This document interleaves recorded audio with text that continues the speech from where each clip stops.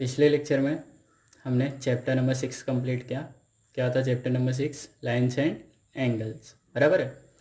अब हम स्टार्ट करेंगे चैप्टर नंबर 7, जिसका नाम क्या है? ट्रायंगल्स।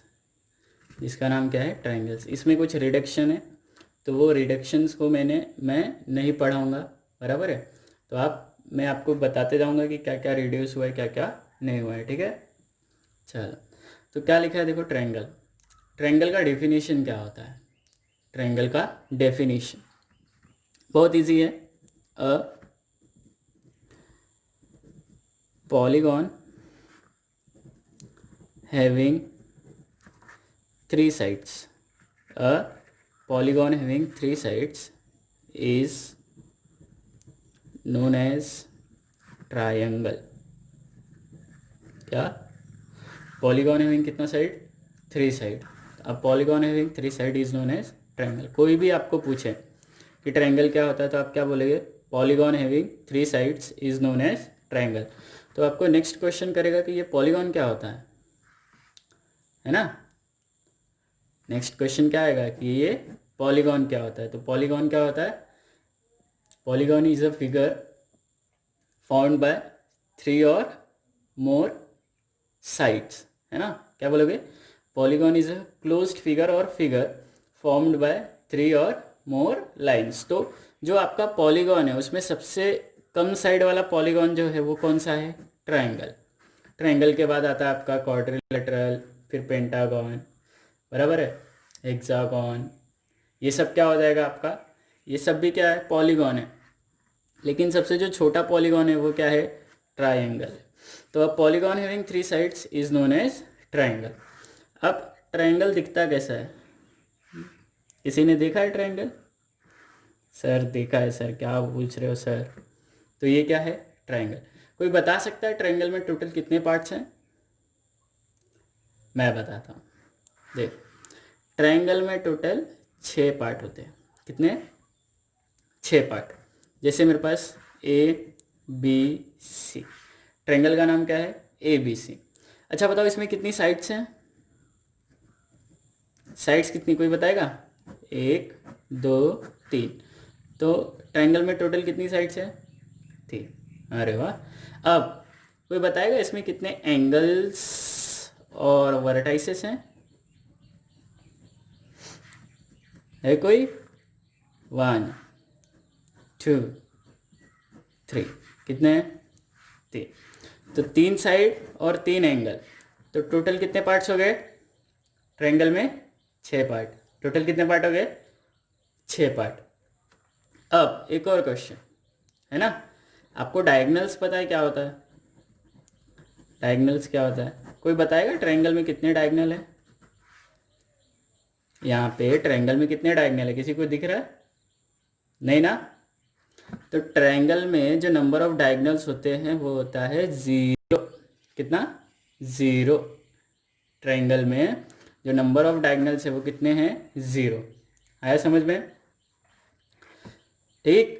अब देखो, अब यहाँ पे आपको एंगल्स दिख रहे हैं, 3 एंगल्स है ना, A, B और C। तो ये जो ट्रायंगल है हमारे पास, ट्रायंगल ABC, कौन सा ट्रायंगल है? ABC हमेशा लिखते हैं, ठीक है। ये ट्रायंगल का क्या है? सिंबल है। क्या लिखते हैं हम लोग? Triangle ABC। अब इसमें है ना, अगर मुझे एंगल्स के नाम लिखने हैं, किसके नाम लिखने हैं? एंगल्स के और साइड्स के नाम लिखने हैं। तो साइड्स का अगर मैं नाम लिखने जाऊं तो इसमें साइड्स जो है यहाँ पे, साइड्स एक बात याद रखना, साइड्स हमेशा 2 अल्फ़ाबेट में होते हैं। कितने अल्फ़ाबेट में होते हैं? 2 अल्फ़ाबेट में। जैसे यहाँ पे AB है, पहली साइड AB, ये पहली साइड हो गई, फिर BC और फिर AC, है ना। अब आप इसको उल्टा भी लिख सकते हो, मतलब BA भी लिख सकते हो, CB भी लिख सकते हो और CA भी लिख सकते हो। मतलब यही रहेगा, इसका मतलब क्या रहेगा? यही। अगर मैं इसको BA लिखता हूँ तो मैं यही साइड देखूंगा ना, यही वाली साइड देखूंगा। अगर मैं CB लिखता हूँ इसको, तो भी मैं यही साइड देखूंगा। अगर मैं CA लिखता हूँ तो मैं ये साइड देखूंगा। आया समझ में? याद रखना कि जब भी हम साइड्स का नाम लिखेंगे तो वो हमेशा कितने अल्फ़ाबेट में आएगा? 2 अल्फ़ाबेट। कितने अल्फ़ाबेट में? 2 अल्फ़ाबेट में। लेकिन एंगल्स के लिए ऐसा नहीं है। एंगल्स के लिए ऐसा नहीं है। एंगल्स को हम एक अल्फ़ाबेट या फिर 3 अल्फ़ाबेट में लिखते हैं। कितना? एक अल्फ़ाबेट या 3 अल्फ़ाबेट। जब हमको पता है कि हमारा जो एंगल है वो एक ही है, हमारा जो एंगल है वो एक ही है, तो हम एक अल्फ़ाबेट में लिखते हैं। मतलब क्या होता है, जैसे अभी देखो मेरे पास ये प्रॉपर्टी है, ये प्रॉपर्टी है मेरे पास, ठीक है। अब ये प्रॉपर्टी में, मेरी प्रॉपर्टी है ना, ये किसकी प्रॉपर्टी है? मेरी। अब ये प्रॉपर्टी मेरे मरने के बाद किसको मिलेगी? मेरे बच्चों को मिलेगी। अगर मेरे पास एक ही बेटा है, अगर मेरे पास एक ही बेटा है, तो ये पूरी की पूरी प्रॉपर्टी जो है, समझो यहाँ पे बेटा ए है, ए को मिलेगा, है ना। यहाँ पे जो प्रॉपर्टी है पूरी की पूरी प्रॉपर्टी वो किसको मिलेगी? ए को मिलेगी। अगर मेरे पास दो बेटे, समझो ए और बी, कौन कौन सी?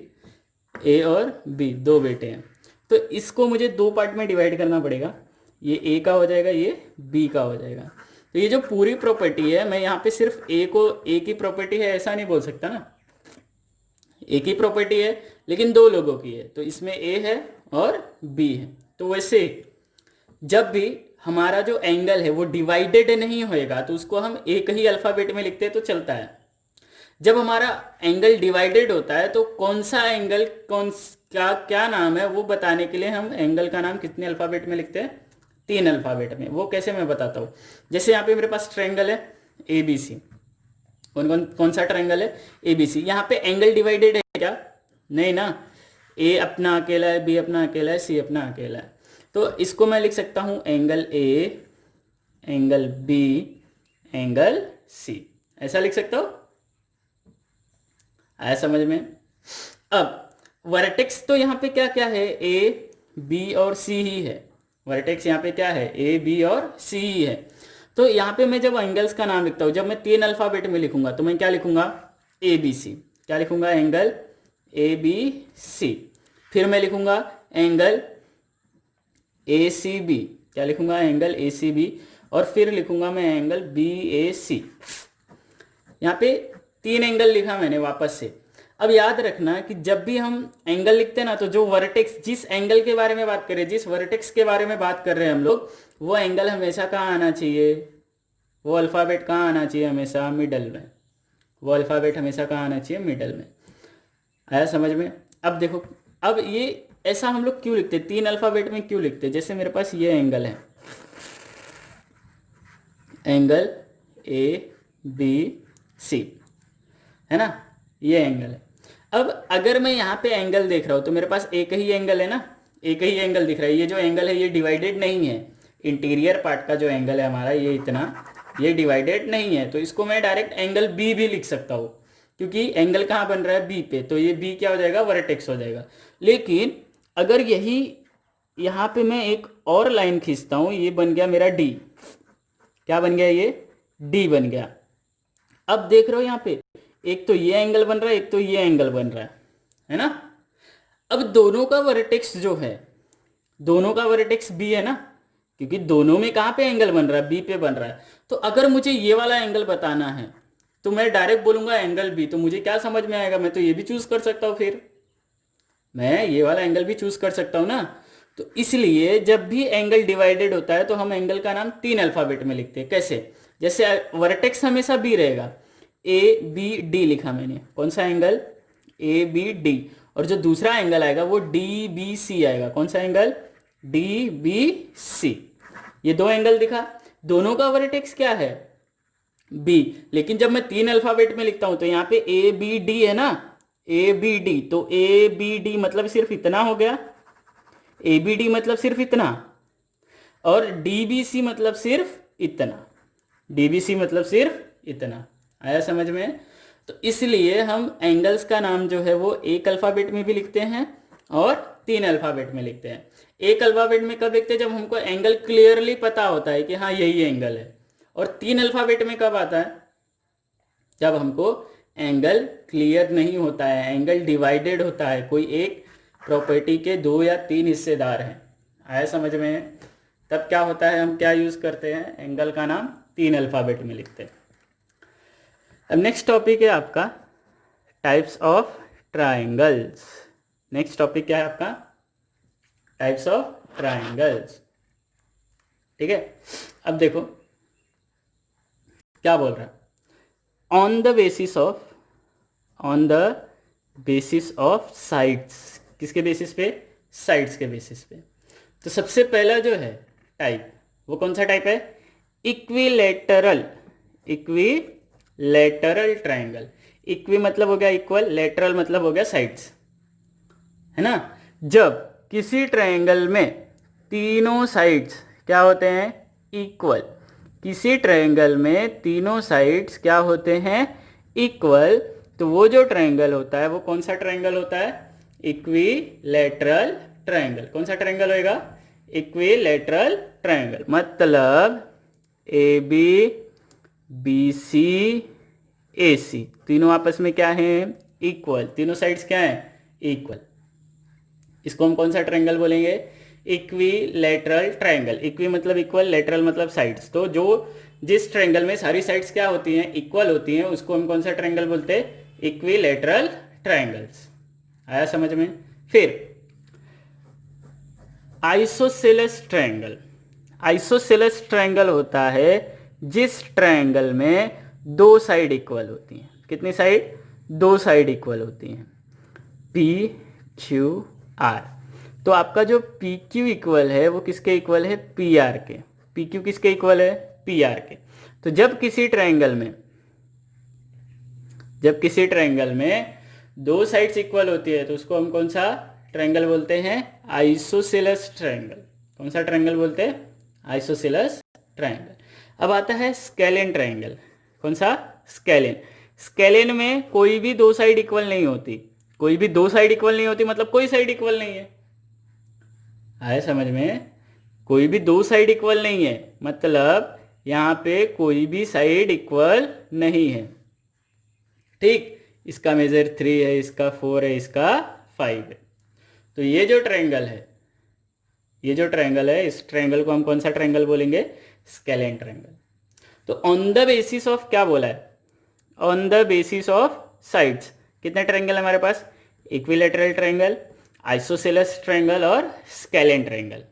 कौन कौन सा? इक्विलेटरल। इक्विलेटरल मतलब जिसमें तीनों साइड इक्वल होती हैं। आइसोसेलेस ट्रायंगल मतलब जिसमें सिर्फ कितनी? दो साइड इक्वल होती हैं।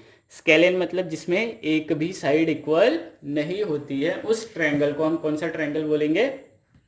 Scalene triangle. अब नेक्स्ट है on the basis of angles. क्या बोला है? On the basis of angle. पहला acute angled triangle. Acute angled triangle. Acute angled triangle मतलब मेरे पास ट्रायंगल एबीसी है। ट्रायंगल एबीसी में जितने भी एंगल है सारे एंगल्स कौन से एंगल्स है? Acute angles. जितने भी एंगल है यहाँ पे ए बी सी तीन एंगल है। तीनों जो एंगल्स है वो कौन से एंगल्स है? Acute angles. अब एक्यूट एंगल्स क्या होता है? जीरो से बड़ा, है ना। जीरो से बड़ा होता है ना एक्यूट एंगल।